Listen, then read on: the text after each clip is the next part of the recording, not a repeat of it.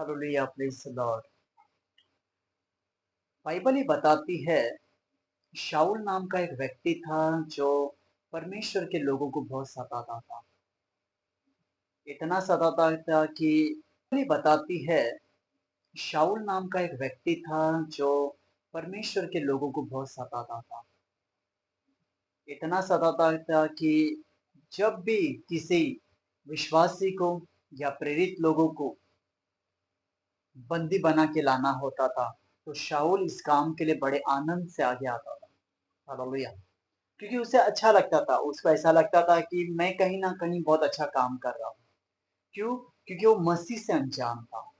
आज काफ़ी सारे ऐसे लोग हैं जो परमेश्वर से अनजान हैं, अर्थात प्रभु यीशु मसीह से अनजान हैं और उन्हें ऐसा लगता है कि यीशु मसीह के पास जाना मतलब धर्म परिवर्तन करना है ना? ऐसा काफ़ी लोग को लगता है। पर मैं आपको सच बताता हूँ, बाइबल में धर्म परिवर्तन नहीं है। बाइबल ये बताती है यूहन्ना 3:16 कि परमेश्वर ने जगत से ऐसा प्रेम किया कि उसने अपना इकलौता पुत्र दे दिया ताकि जो कोई परमेश्वर पे अर्थात प्रभु यीशु मसीह पे विश्वास करे वो नाश ना हो, हमेशा की जिंदगी पाए। हालेलुया! जब हम परमेश्वर के पास आते हैं, तब हमारा जीवन बदलता है। कैसे बदलता है? जब हम परमेश्वर के पास आते हैं और परमेश्वर के कलाम को पढ़ते हैं, प्रार्थना पूर्वक अपने जीवन को परमेश्वर के हाथों में देते हैं, हमारा सबसे पहला हृदय परिवर्तन होता है। हमारे बातों में बदलाव आ जाता है, हमारे देखने में, हमारे सोचने में, हमारे जीवन के हर एक चाल-चलन में, क्षेत्रों में बदलाव आना शुरू हो जाता है। इसे कहते हैं जीवन परिवर्तन। देखिए वो ऐसी बात नहीं है कि कोई चीज़ें हमें कोई दे रहा है या बोलते हैं ना कि चावल की बोरी दे दी या कुछ राशन दे दिया और इसके कारण हमारा धर्म परिवर्तन इन्होंने कर दिया या कुछ लोग आरोप लगाते कि इन्होंने धर्म परिवर्तन कर दिया। ऐसी बहुत सारी बातें घट रही है और बहुत सारी बातें ऐसी हो रही है। मैंने अपने जीवन को प्रभु यीशु मसीह को स्वयं से 2008 में समर्पित किया। 2008 से अभी तक परमेश्वर मुझे संभाल रहा है। मेरा जीवन ऐसा था पूरी रीति से नाश में मेरा जीवन था। मैं पूरी रीति से एक गलत आदतों में था, गलत संगति में था, नाश होने वाले रास्तों पर था और रास्तों पे सोता था, कूड़े में का खाना खाता था, भीख माँगता था, अपने कपड़े को टी-शर्ट को निकाल के मैं ट्रेन के अंदर झाड़ू मारता था। ऐसी बहुत सारी बातें मेरे जीवन में थी। पर जब 2008 में मैंने प्रभु यीशु मसीह को जाना, प्रिय मैं आपको सच बताता हूँ, मेरा जीवन धीरे-धीरे बदलता गया। 2009 में मैंने जब प्रभु यीशु मसीह के कलाम में से एक बात को सीखा अर्थात बाइबल में से कि हमारा जो शरीर है वो पवित्र आत्मा का मंदिर है, परमेश्वर का मंदिर है। इस शरीर को हम गलत चीज़ों के लिए इस्तेमाल नहीं कर सकते हैं। तब मुझे पता चला कि ये शरीर हमारा नहीं है, हमारे परमेश्वर का अर्थात प्रभु यीशु मसीह का है। तो करना क्या चाहिए? तब मुझे मालूम पड़ा कि मैं जो पहले दारू पीता था, बियर पीता था, मुझे बियर पीने के लिए बहुत अच्छा लगता था। मैं बियर पीता था, दारू पीता था। जब मुझे ये वचन पता चला, मैंने इससे तौबा किया।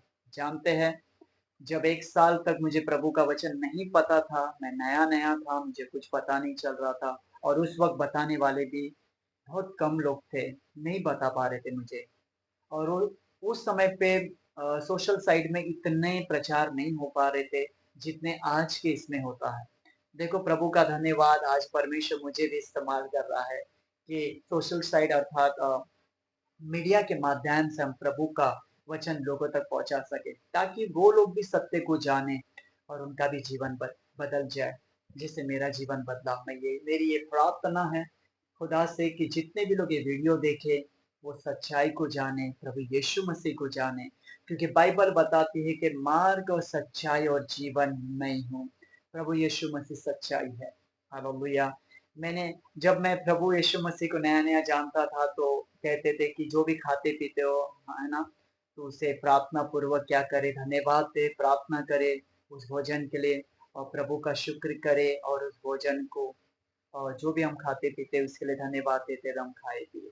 तो मैं जब नया-नया था तो बियर के ऊपर ऐसा हाथ रखता था, दारू के ऊपर प्रार्थना करता था कि प्रभु इसे तू आशीषित कर इसे मैं ब्लेस करता हूँ और मैं इसे खाऊं पीऊं और तृप्त हो जाऊं, ऐसा कह के प्रार्थना करता था। पर जब मैं प्रभु यीशु मसीह के वचन को जानने लगा तो मुझे पता चला यार ये तो गलत प्रार्थना थी, है ना।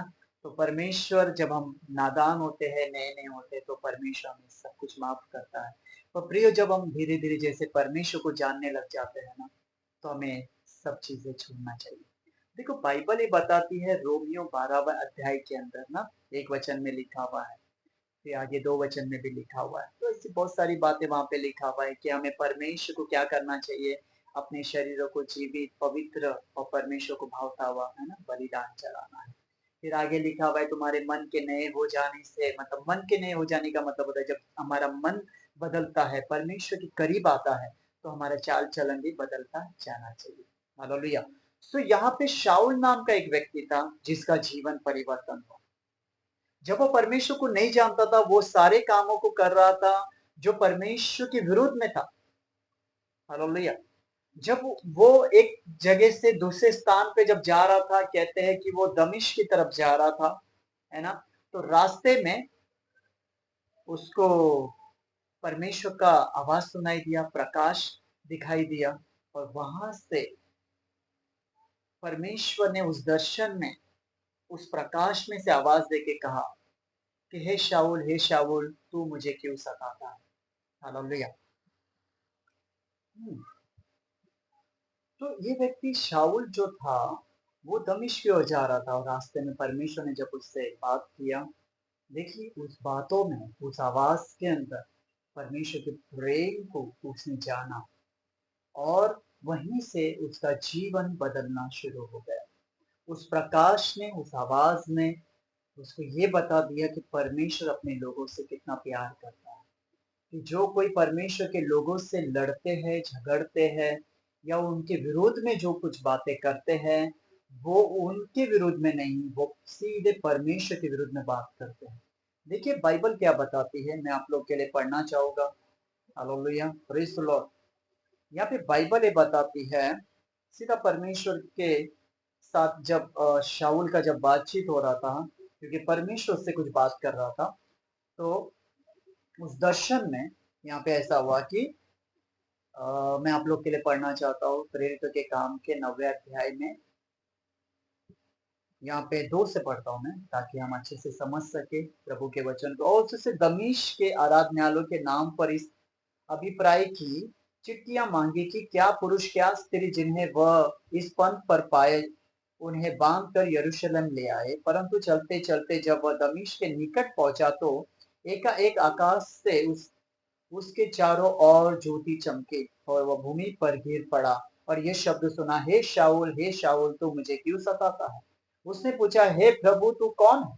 उसने कहा, मैं यीशु हूँ जिसे तू सताता है। Hallelujah, praise the Lord. देखो वो परमेश्वर के लोगों को सता रहा था, अर्थात परमेश्वर को सता रहा था। हालेलुया। पर यहाँ पे परमेश्वर ने क्या उसको दंडित किया? नहीं, परमेश्वर उससे प्यार करता था। बट शाऊल जो है वो परमेश्वर से अनजान था। परमेश्वर हर एक मानव जाति से प्यार करता है। इसके लिए बाइबल ये बताती है कि परमेश्वर ने जगत से प्रेम किया। कौन से जगत से? जो जगत में, अर्थात इस धरती पर जितने मानव रहते हैं, जितने मनुष्य रहते हैं, परमेश्वर हर एक से प्यार करता है। चाहे वो छोटा हो, बड़ा हो, गरीब हो, अमीर हो, साधारण हो, जैसे भी व्यक्ति क्यों ना हो, परमेश्वर हम सबसे सबसे प्यार करता है। हालेलुया।